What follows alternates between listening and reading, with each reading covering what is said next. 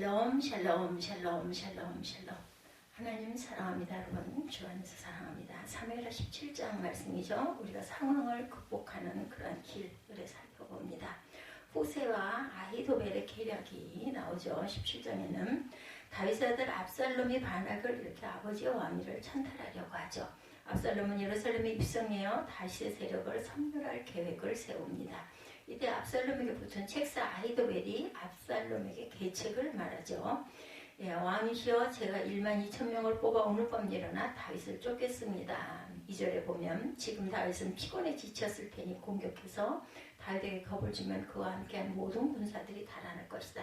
그럼 제가 다윗 왕만 죽이고 백성들은 모두 왕께 데려오겠습니다. 이렇게 얘기하죠.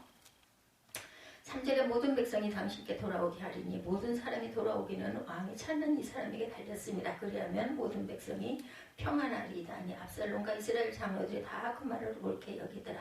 압살롬이 이르되 알렉 사람 후세도 부르라. 우리가 이제 그의 말도 듣자 하니라. 후세가 압살롬에게 이르매 압살롬이 그에게 말하 이르되 아히도벨이 이러하게 말하니 우리가 그 말대로 행하느냐. 그렇지 아니하거든 너는 말하라 하니 후세가 압살롬에게 이르되 이번에는 아히도벨의 베푼 계력이 좋지 아니하나이다 하고 후세가 말하되 왕도 하시거니와 왕의 아버지와 그의 추종자들은 용사라. 그들은 들에 있는 곰이 새끼를 빼앗긴 것 같이 격분하고 왕에 붙이는 전쟁에 익숙한 사람인즉 백성과 함께 자지 아니하고 지금 그가 어느 굴에나 어느 곳에 숨어 있으리니 혹 무리 중에 몇 명이 먼저 엎드러지면 그 소문을 듣는 자가 말하기를 압살롬을 따르는 자 가운데 폐함을 당하였다 할지라. 비록 그가 사자 같은 마음을 가진 용사의 아들일지라도 낙심하리니 이는 이스라엘 무리가 왕의 아버지는 영웅이요 그의 추종자들도 용사인 줄 알미라. 이렇게 대답을 하죠. 후세가. 만약 우리의 군사들 가운데 누가 먼저 쓰러지기라도 하면 지금쯤 아마 동굴이나 어느 곳에 숨어 있을 것인데 그 소식을 듣은 사람이 압살롬을 따르는 사람이 졌다고 말할 것이다. 그러면 아무리 사자처럼 강한 심정을 가진 사람일지라도 두려움에 사로잡혀 간담이 서늘해질 것이다. 왕의 아버지가 용사와 그와 함께 있는 사람들은 용맹스럽다는 것을 온 이스라엘이 다 잘 알고 있다. 그래서 왕께 드리는 계획이 단에서부터 브엘세바 이르기까지 바다의 모래알같이 수많은 온 이스라엘이 왕 앞에 모이도록 하고 왕께서 직접 군사를 이끌고 싸움터에 나가라. 11절에 이렇게 권면하죠. 12절 혹시 야훼께서 나의 원통함을 감찰하시는 오늘 그 저주 때문에 야훼께서 선으로 내게 갚아주시리라고 이렇게 말씀하고 있습니다. 우리가 다윗을 찾을 만한 곳에 그를 칠 것이다 라고 이야기를 하죠. 17장 13절에 보면 만약 다윗이 어떤 성에 들어가 있다면 온 이스라엘이 그 성에 밧줄을 가지고 들어가게 하리라. 그러면 우리가 그 성을 강으로 잡아당겨 돌 조각 하나도 남기지 않고 쓰러뜨릴 것이다. 압살롬과 모든 이스라엘 사람들이 말하죠. 14절에 보면 증거합니다. 압살롬과 이스라엘 사람들이 다 아렉 사람 후세의 계략은 아히도벨의 계략보다 낫다니 이는 야훼께서 압살롬에게 화를 내리려 해서 아히도벨의 좋은 계략을 물리치도록 명령하셨다. 하나님이 하셨다라는 겁니다. 15절에 그때 후세가 두 제사장 사독과 아비아달에게 말하죠. 아히도벨이 압살롬과 이스라엘 장로들에게 이러저러한 계획을 세우고 나도 이러저러한 계획을 세웠습니다. 그러니 당장 다윗에게 소색을 보내 오늘 밤 광야 나부터에 계시지 말고 한시 앞에 강을 건너십시오. 그렇지 않으면 왕과 그와 함께 모든 사람이 죽을 것입니다. 라고 말해라. 요나단과 아히마아스는 들킬까봐 성으로 들어가지 않고 에느로겔에 머물러 있었죠. 그래서 한 여종이 그들에게 소식을 전해주며 그것을 다윗과 함께 가서 알리고 나는 그러한 일을 하죠. 그런데 한 젊은이가 두 사람의 행동을 보고 압살롬에게 일러 바쳐서 두 사람은 재빨리 그것을 떠나 비유람에 있는 어떤 사람의 집으로 가죠. 그 집 마당에 우물이 하나 있어서 그는 그 속에 내려갑니다. 그래서 그 집의 부인이 우물 뚜껑을 가져다 우물을 막고 그 위에 곡식을 널어놓아 아무도 알지 못하게 하는 그런 사건. 20절에 압살롬의 사람들이 그 집 부인에게 묻죠. 아히마아스와 요나단이 어디 있느냐. 그 여자가 그들은 시내를 건너갔습니다. 속입니다. 압살롬의 부하들은 사방으로 찾아보았으나 결국 찾지 못하고 예루살렘으로 돌아가죠. 그들이 가고 난 뒤 두 사람은 우물에서 기어나와 다윗과 함께 달려가 소식을 전하죠. 일어나 빨리 강을 건너시오. 아히도벨이 기습 계획을 세웠습니다. 그래서 다윗과 그의 모든 사람들은 일어나 요단을 건너죠. 다윗은 즉시 마하나임으로 도망을 칩니다.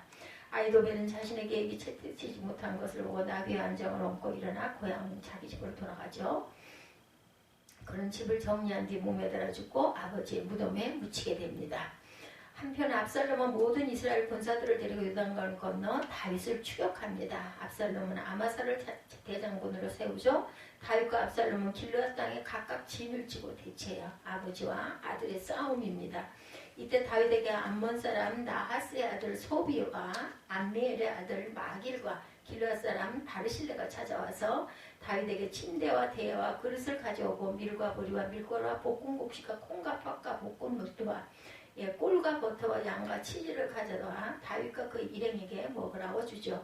다윗과 그의 사람들은 세 사람의 공개를 통해 충분한 양식을 먹고 휴식을 취하여 힘을 회복합니다.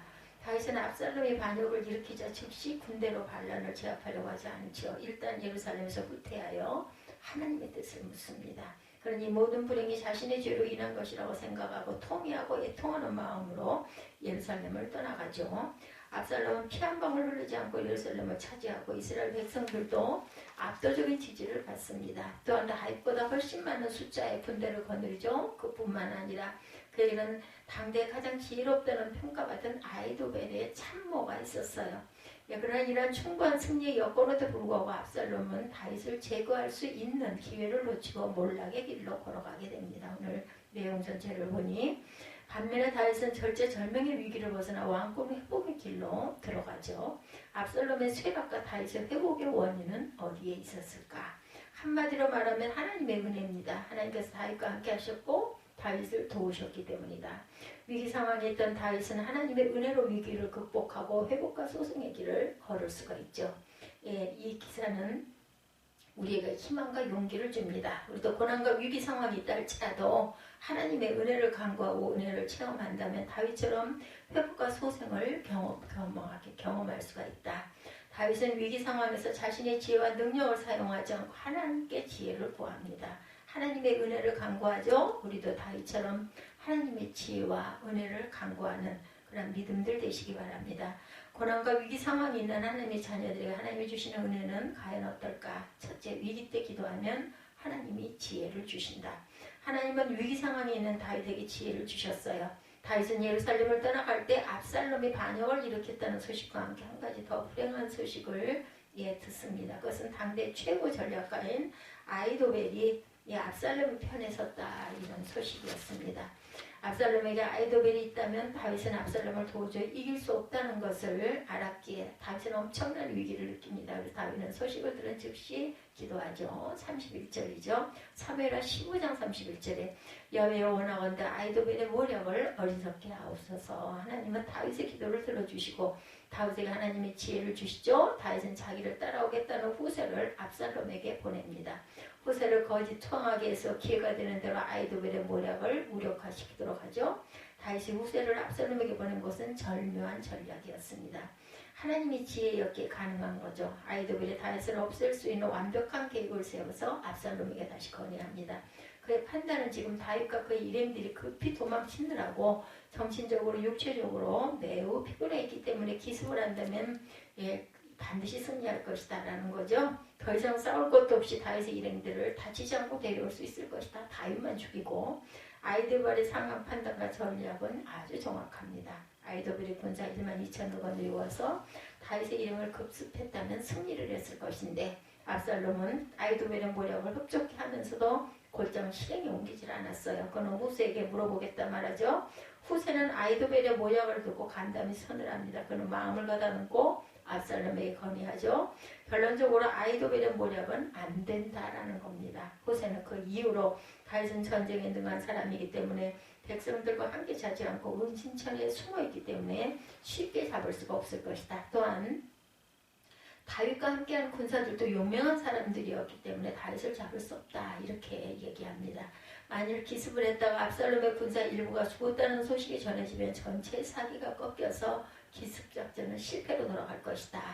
후세는 아이도벨의 작전을 비난하는 것으로 그치지 않고 그럴싸한 대안을 제시하죠. 그러나 압살롬이 온 이스라엘 지파로부터 군대를 소집해서 대군을 모으라고 부추깁니다. 그리고 압살롬의 군대를 직접 이끌고 나가서 온 땅에 이슬이 내림같이 다윗의 군대를 엄습하면 통쾌한 승리를 거두게 될 것이다. 또한 다윗의 군대가 어느 성에 더 들어가 숨기라도 한다면 대군을 이끌고 왔으니 온 군대가 줄을 가져다 그 성을 강으로 끌어당기면 흔적도 없이 적을 섬멸할 수가 있을 것이다 라고 과장된 표현을 사용합니다. 이처럼 그는 압살롬의 명예심과 공명심을 자극하는 모략을 갖고 있었어요. 그래서 후세의 말을 들은 압살롬과 그의 사람들은 후세의 모략이 아히도벨의 모략보다 훨씬 낫다라고 이구동성으로 말하죠. 이렇게 해서 다윗에게 절대적인 불리했던 상황이 호전이 됩니다. 그 이유를 성경은 사무엘하 17장 14절에 보면 이는 여호와께서 압살롬에게 화를 내리려 하사 아히도벨의 좋은 노력을 파하기로 작정하였다 이렇게 말씀하고 있습니다. 아히도벨의 지혜가 당대 최고라 할지라도 그의 지혜는 하나님의 지혜를 이길 수가 없죠. 당연히 다윗이 하나님께 지혜를 구하여 아히도벨의 모략을 어리석게 해달라고 기도했을 때 하나님께서는 응답을 하십니다. 그래서 후세를 압살롬 진영에 보냈고 후세가 아히도벨의 모략을 어리석게 하죠. 하나님의 지혜의 승리입니다. 야고보서 1장 5절에 너희 중에 누구든지 지혜가 부족하거든 모든 사람에게 후히 주시고 꾸짖지 아니하시는 하나님께 구해라. 그리하면 주시리라고 말씀하죠. 우리도 위기 상황에 처했을 때 하나님께 지혜를 구해야 할 줄로 믿습니다. 우리에게 세상의 지혜를 뛰어넘는 하나님의 지혜를 주시겠죠. 두 번째, 위기 때 기도하면 하나님이 보호해 주신다. 하나님의 위기 상황에 있던 다윗을 보호하십니다. 후세는 아히도벨의 완벽한 모략이 혹시나 실행에 옮겨질까 염려가 되어 다윗을 지지하던 사독과 아비아들 제사장에게 말하기를 어서 빨리 다윗에게 연락하여 요단강을 서둘러 건너 멀리 도망치라고 하시오. 두 제사장은 요나단과 아히마스라는 두 청년에게 임무를 주어 다윗에게 알리도록 합니다.